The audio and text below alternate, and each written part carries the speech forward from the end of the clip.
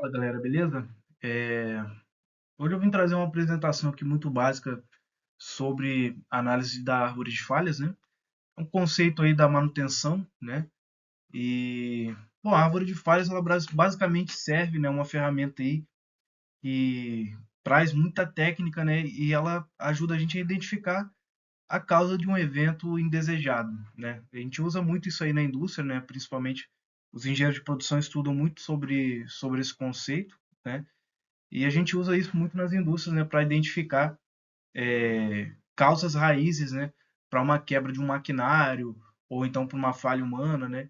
Então é uma ferramenta que ajuda a gente bastante aí a organizar e mitigar também um pouquinho do que acontece aí de erro, né, na nossa planta industrial. Beleza?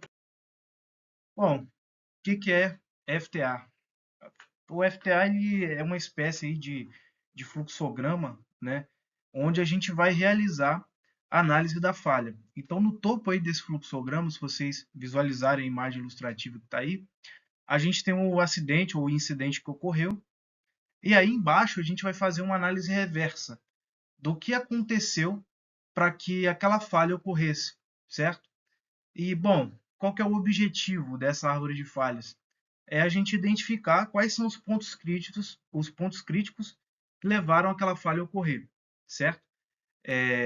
Esse é o objetivo principal, mas aí a gente também consegue obter diversas análises a partir da árvore de falhas. A gente consegue avaliar a probabilidade daquele evento ocorrer de novo. A gente consegue identificar se a gente deve fazer um retrofit de máquina ou não, certo? E bom, o FTA ele começou a ser utilizado em indústrias de alto risco. Hoje em dia, ele já não é utilizado mais só em indústrias de alto risco. Ele é utilizado até em escritórios de advocacia, né? Eu peguei um exemplo esses dias atrás que eles usavam FTA para identificar erros em revisão de documentos. Olha que loucura, né? Mas é isso aí, a engenharia serve para isso. A gente vê esse pessoal aí está usando muito Kaizen, 5S, usando tudo isso em diversas aplicações e não só a indústria. Então é muito importante que a gente conheça esses processos, conheça essa metodologia para que a gente possa aplicar um dia na nossa área, né? História e evolução da FTA. Começou a indústria de alto risco, que nem eu falei, teve origem na indústria bélica, né, a partir ali dos anos 60, e ela foi desenvolvida para avaliar se os mísseis balísticos, né, o sistema de lançamento deles, eles tinham realmente a confiabilidade necessária para poder guiar os mísseis e para poder lançar eles na área correta. A partir da indústria bélica, ele foi tendo uma expansão industrial e aí foi adotada pelas indústrias de alto risco, né? O setor químico começou a usar, nuclear também, e hoje em dia ele já é utilizado em diversas aplicações industriais aí. Partindo do evento topo, a gente consegue identificar falhas que às vezes não são tão visuais, certo? Bom, falando um pouquinho aqui dos elementos chaves de uma árvore de falhas, primeiro de tudo a gente tem o evento topo, né, que é o problema ali que foi ocasionado, né, a gente tem a falha, e geralmente ele pode ser representado ou por um triângulo ou então por um retângulo, beleza? E ele é o problema principal, é a falha ali que a gente quer que não ocorra, beleza? A gente tem os eventos básicos que são representados por círculos, que são os eventos primários ali, né? Uma falha que ocasionou um problema específico. E aí, geralmente, é o defeito de algum componente ali do sistema, ou então o erro humano, né? A gente tem um evento desenvolvido. E muita atenção aqui. A gente tem dois tipos de eventos, três tipos, né, na verdade. Evento básico, o desenvolvido e o externo.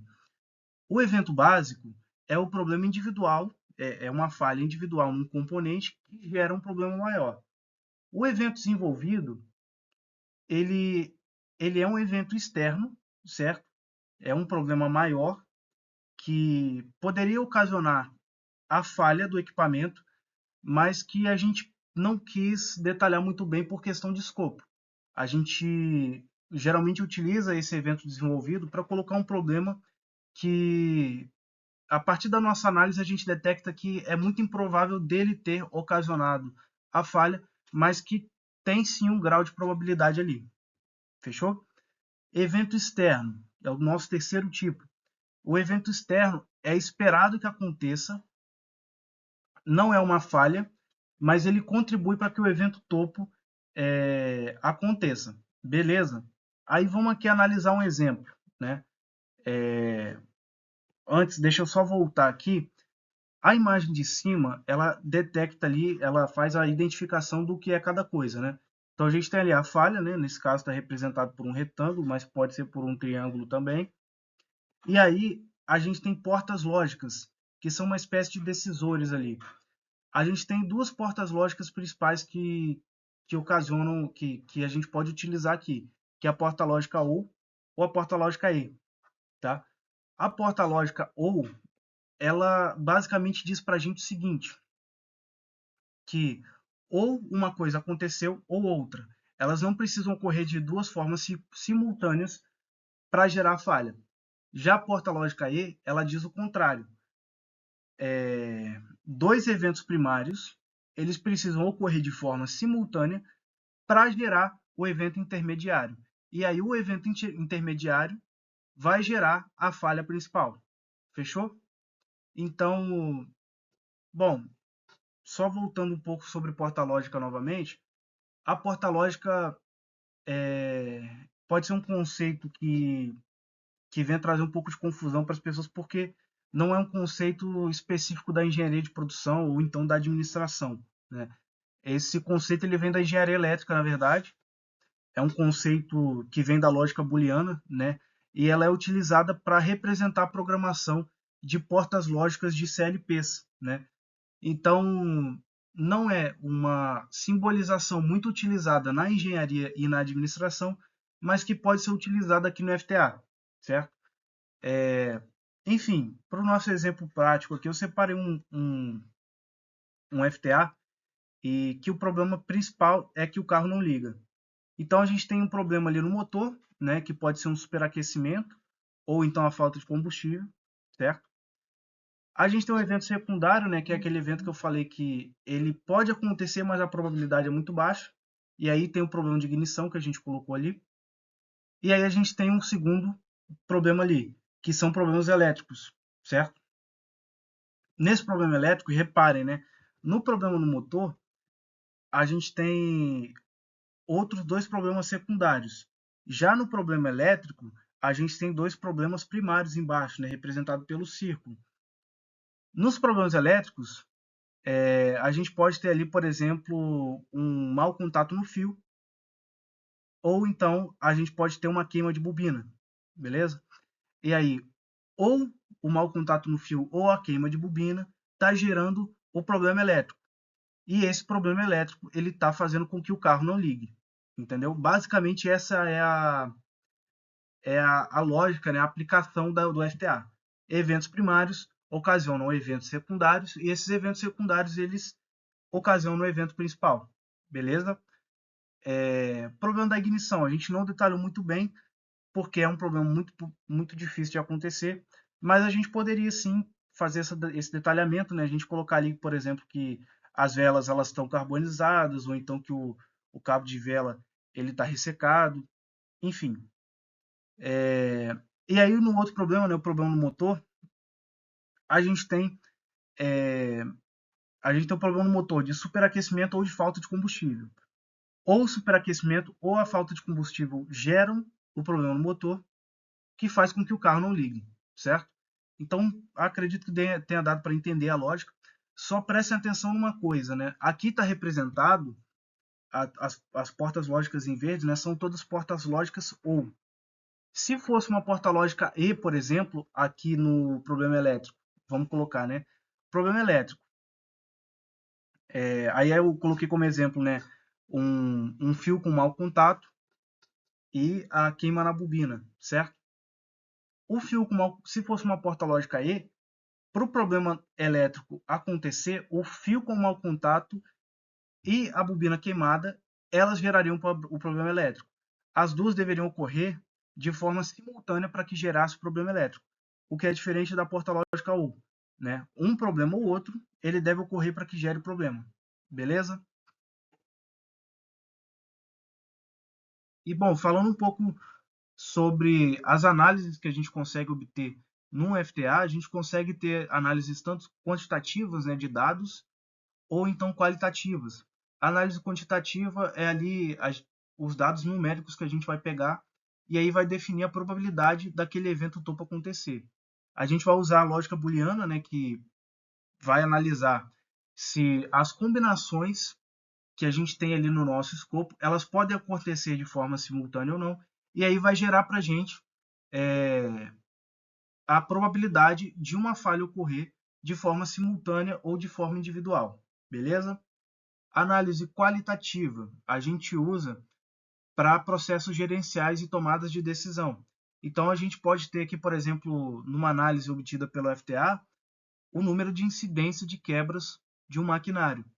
Isso diz para a gente a disponibilidade do equipamento. E a partir dessa disponibilidade, a gente consegue medir a produtividade de uma planta, ou então a produtividade individual daquele maquinário.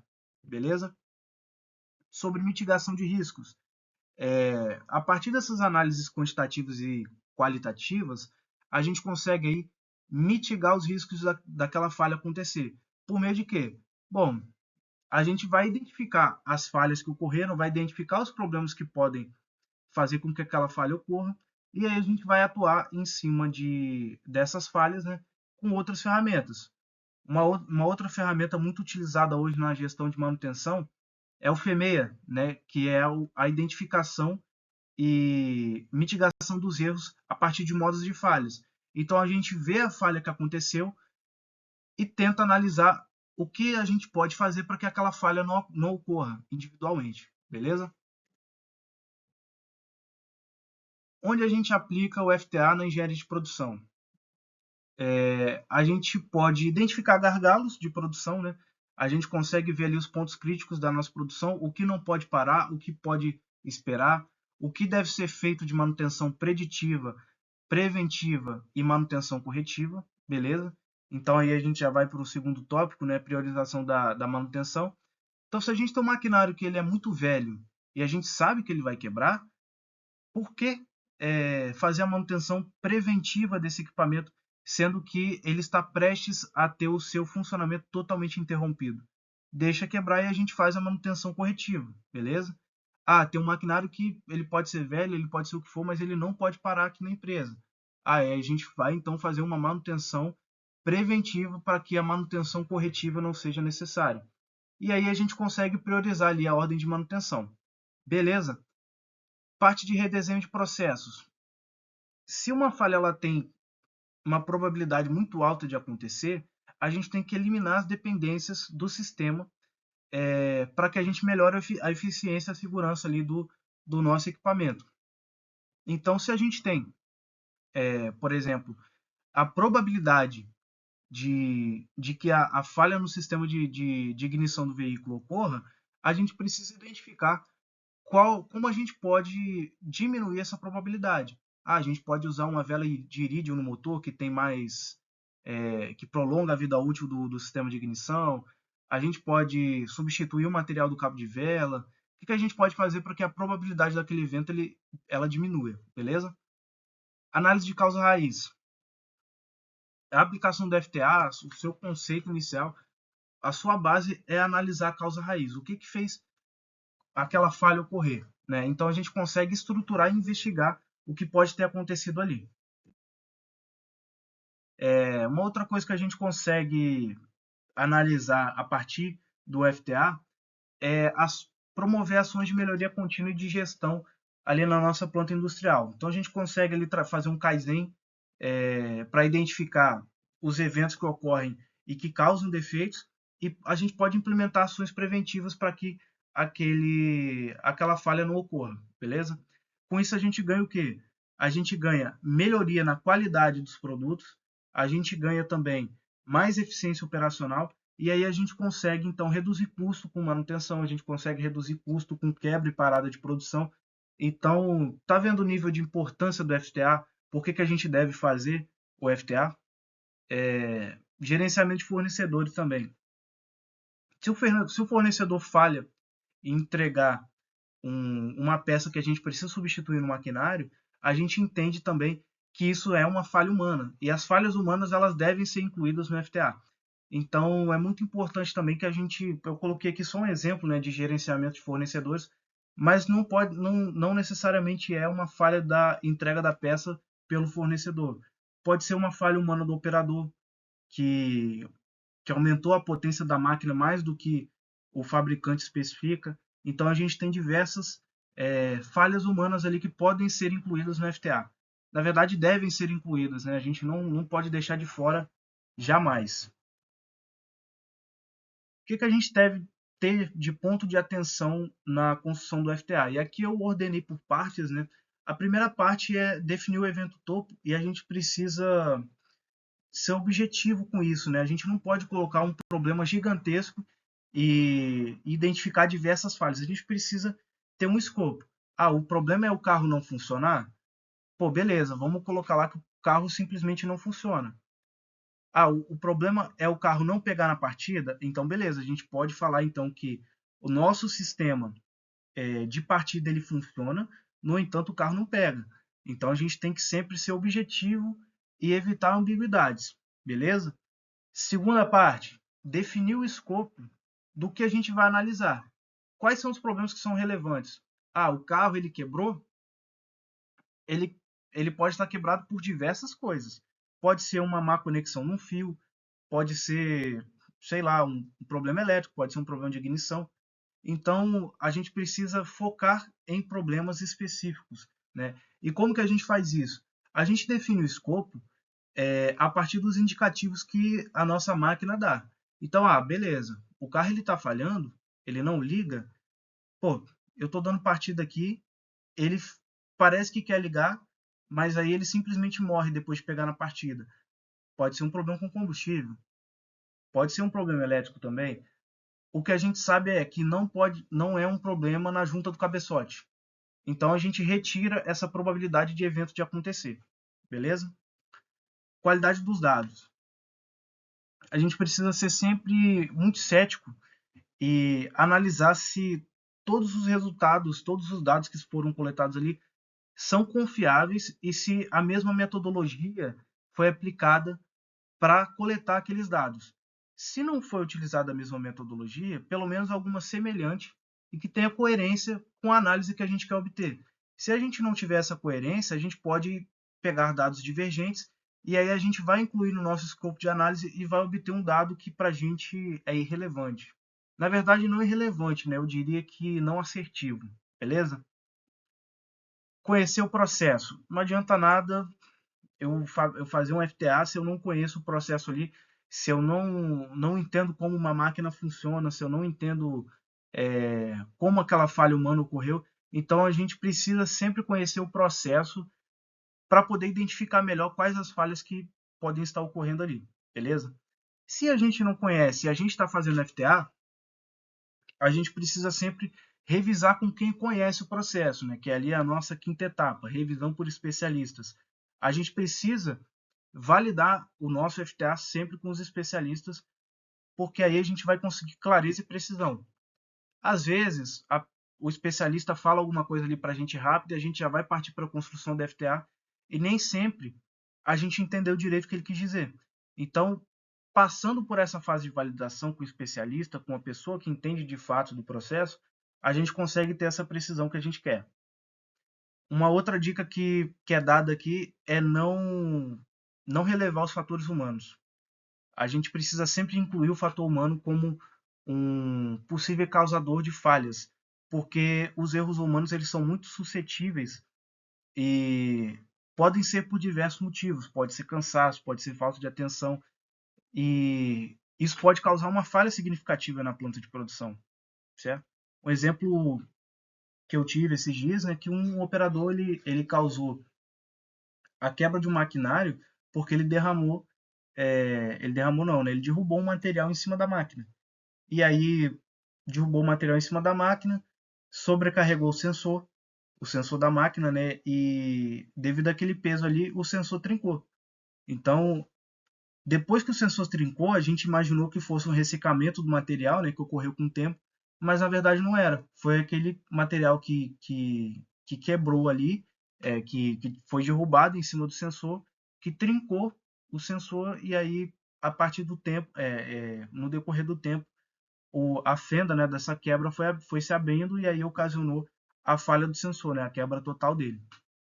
Uma outra coisa também que a gente tem que ter atenção na FTA é que os sistemas eles estão sempre se atualizando, as máquinas também, a gente tem aí diversos retrofits que podem acontecer, então a gente precisa ter sempre a atualização contínua do nosso FTA, beleza?